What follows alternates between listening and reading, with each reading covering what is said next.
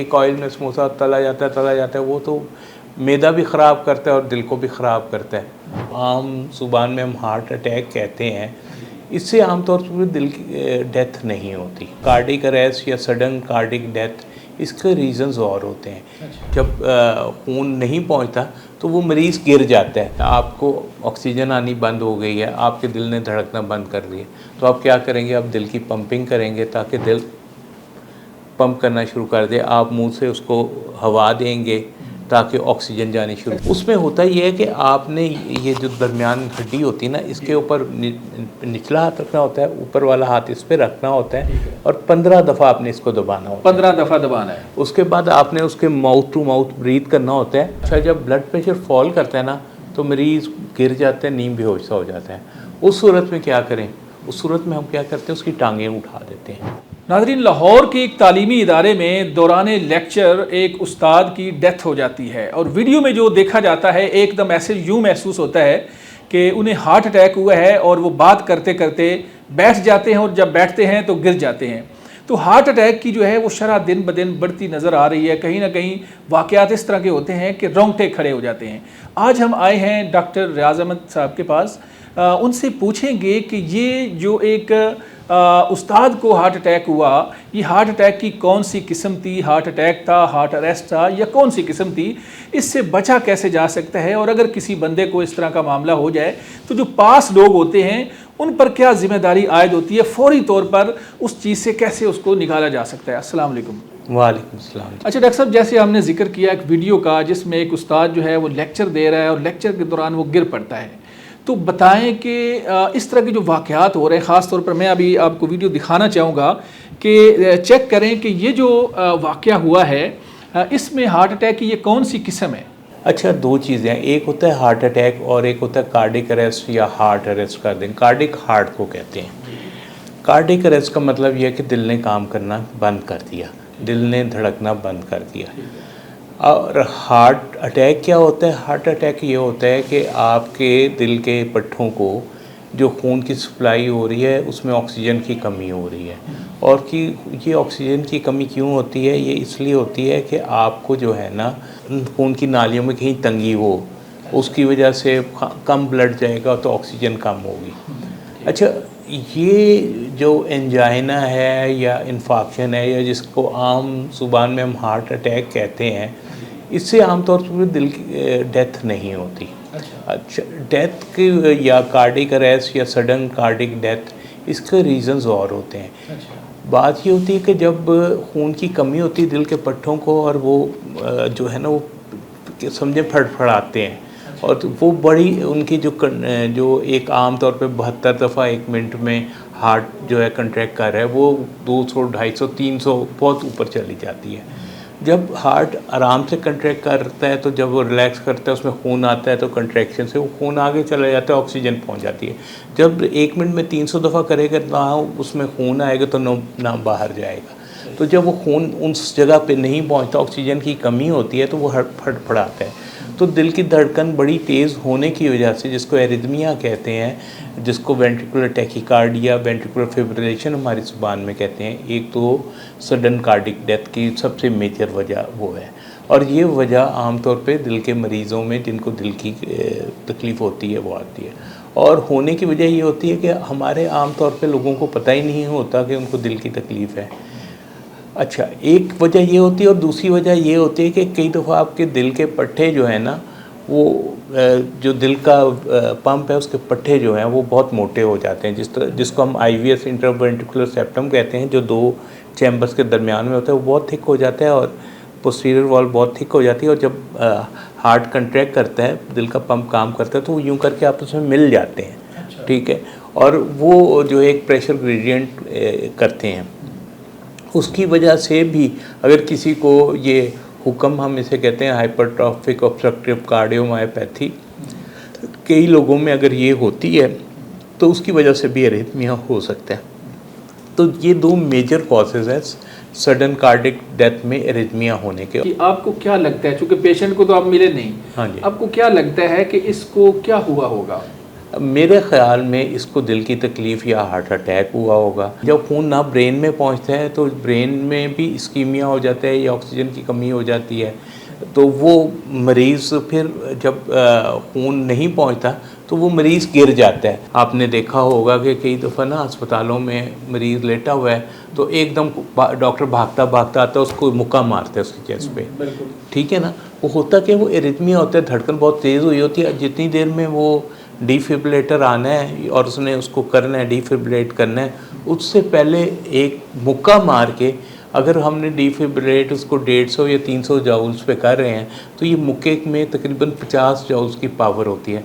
तो हम वो मुक्का मार के उसको वापस लाने की कोशिश करते हैं कि उसकी डिफिब्रिलेशन, उसकी जो एरिथमिया वो ख़त्म होकर नॉर्मल साइनस रिदम आ जाए। अब आपकी गुफ्तगू से एक सवाल पैदा हुआ है कि जब ऐसी सूरत हाल पैदा होती है जहाँ करीब हॉस्पिटल नहीं, जैसे ये वाक़या हुआ, तो जो पास बैठे स्टूडेंट थे या टीचर थे या अमला था, उनको फौरी तौर पर क्या करना चाहिए था कि इसको बचाया जा सकता या कम अज़ कम हॉस्पिटल तक ले जाया जा सकता? फौरी तौर पर उन पर क्या जिम्मेदारी आयद होती है कि क्या करें?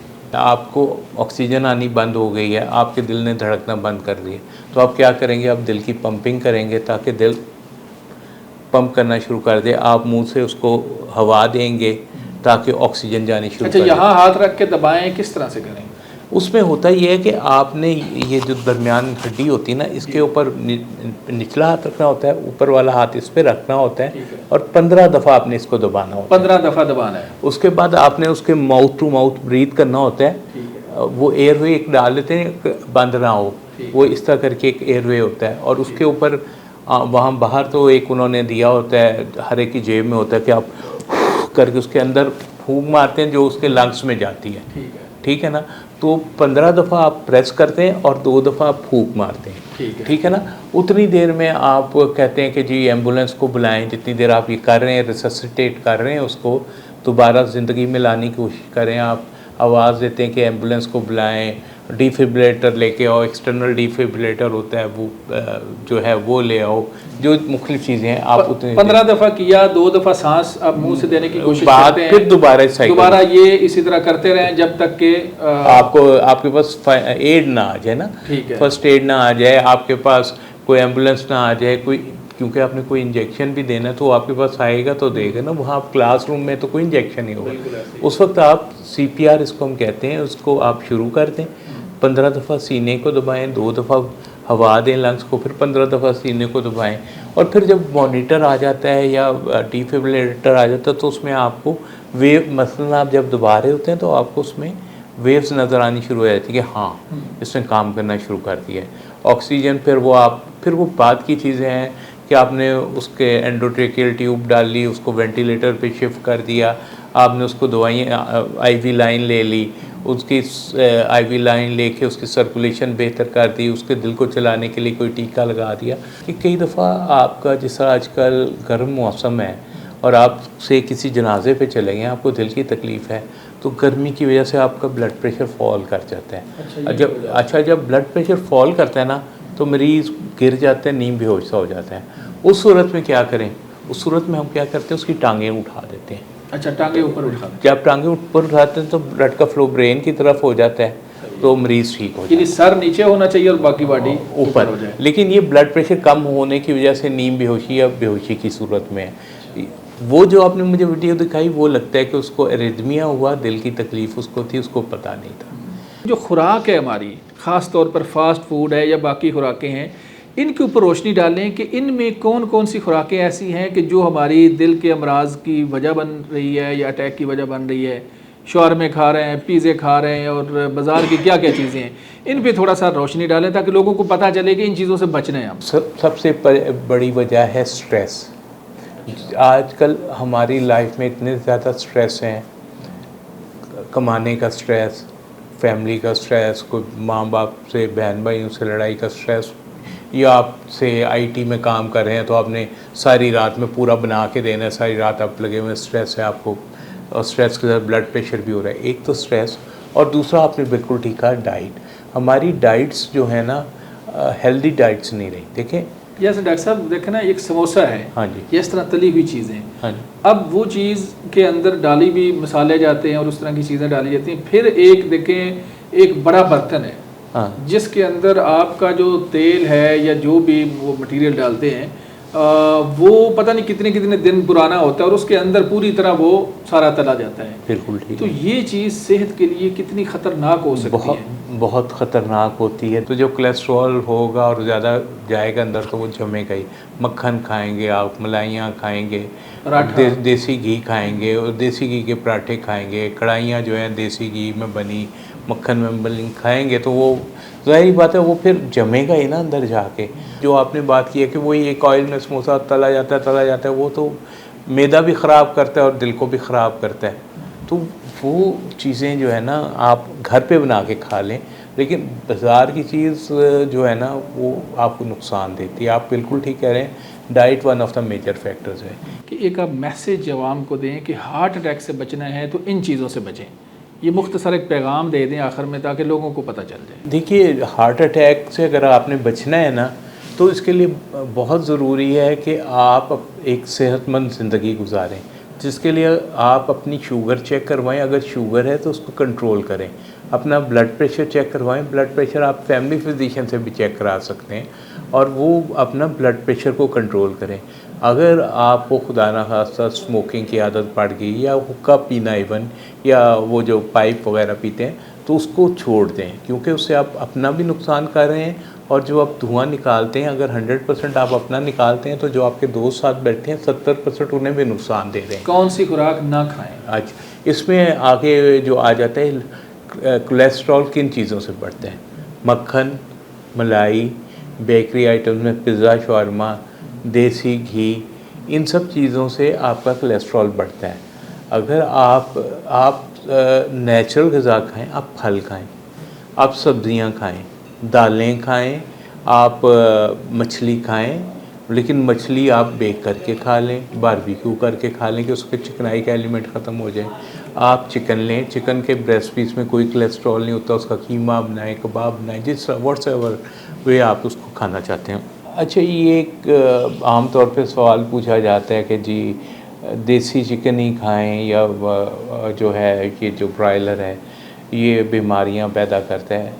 थोड़ा सा मैंने इस सिलसिले में रिसर्च की थी। अपने जो हमारे पोल्ट्री एसोसिएशन वाले हैं उन्होंने हमें एज डॉक्टर्स बुलाया था अपनी एग्ज़िबिशन पे, तो वहाँ हमने उनसे मुख्तलिफ सवालात किए थे और इसी मिथ को ख़त्म करने के लिए हमारे ज़हन में था कि आप उनको हार्मोन्स के टीके लगाते हैं उनका साइज़ बढ़ाने के लिए।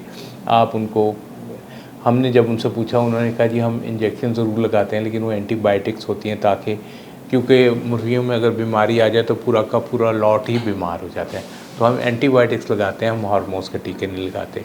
वल्लाह आलम सच है या नहीं, लेकिन ये उन मालकान ने मुझे कहा। उसके अलावा हमने उनसे बात की कि इनका वेट क्यों इतना ज़्यादा हो जाता है। अच्छा, वो उन्होंने कहा कि ये हमने कोई एक दिन में नहीं किया, ये पिछले 30 साल में ये सिलेक्शन और उनकी फिर मेटिंग के साथ सिलेक्ट किए सबसे अच्छी हेल्दी, उनको मेट किया, अगली में उस सबसे अच्छे, और करते करते हम इस लेवल पर इसको लाए हैं। देखिए मेरे ख़्याल में तो अच्छा इसमें कई चीज़ें ये भी थी कि हम लोगों, ये रिसर्च भी हो रही थी कि फ़ीमेल जो हैं या बच्चे जो हैं जब वो ज़्यादा ये बर्गर्स वगैरह खाते हैं या तो उनके फ्रैक्चर्स जल्दी होते हैं। फिर इस चीज़ पे भी रिसर्च होती रही कि फ़ीमेल में जो वो खाती हैं तो जल्दी वो बालिग हो जाती हैं, लेकिन ये चीज़ अभी रिसर्च की स्टेज पे है। अभी कह देना कि हाँ जी हो जाता है तो ये मेरे ख़्याल में मुनासिब नहीं है। जब इस पर रिसर्च कंप्लीट हो जाएगी और अब वाकई हुआ तो फिर ठीक है, फिर हो जाता है। रिसर्च के बगैर कुछ भी कहना ना मेरे ख्याल में मुनासिब नहीं है। चलें मेरा ख्याल है बहुत शुक्रिया, आपने इस तरफ भी रहनुमाई फरमा दी। चूँकि टाइम हम इजाज़त लेंगे अब आपसे। नाज़रीन, आपने डॉक्टर रियाज़ अहमद साहब की गुफ्तगू सुनी। उन्होंने हार्ट अटैक के हवाले से बड़ी मुफीद हमें मालूमात दी कि ये किस तरह से होता है, क्या वजूहात हैं, और अगर किसी बंदे को दिल का दौरा पड़ता है तो फौरी तौर पर जो पास लोग हैं उन्हें क्या करना है, कैसे उसको उस चीज़ से निकाल कर हॉस्पिटल तक पहुंचाने की पोजीशन में लाना है। आपका भी अगर कोई सवाल हो तो आप कमेंट सेक्शन में लिख सकते हैं। अपने मेज़बान मनाज़र अली को इजाज़त दें, दोबारा मिलेंगे। अल्लाह हाफ़िज़।